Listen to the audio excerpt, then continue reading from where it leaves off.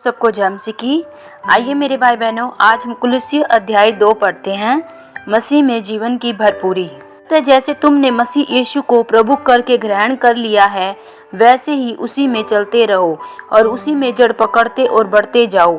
जैसे तुम सिखाए गए वैसे ही विश्वास में दृढ़ होते जाओ और अधिकाधिक धन्यवाद करते रहो।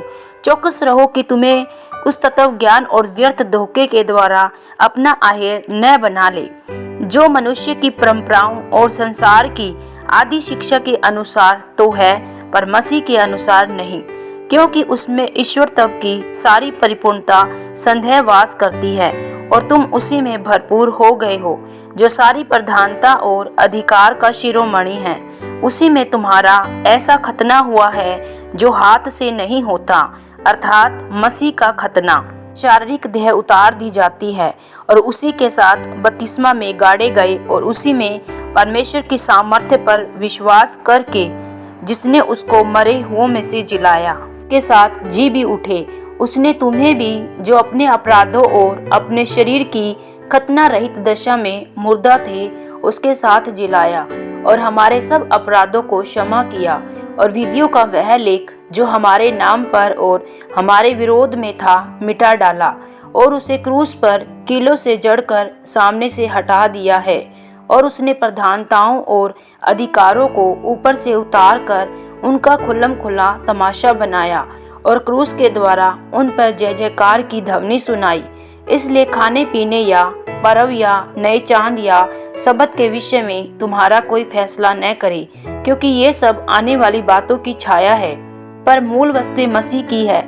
कोई मनुष्य आत्महीनता और स्वर्गदूतों की पूजा करा के तुम्हें दौड़ के प्रतिफल से वंचित न करे।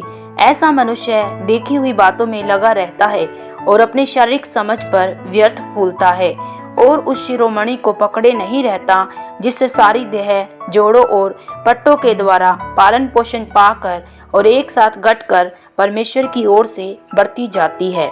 मसीह के साथ मरना और जीना। जबकि तुम मसीह के साथ संसार की आदि शिक्षा की ओर से मर गए, तो फिर क्यों उनके सामने जो सार के हैं जीवन बिताते हो?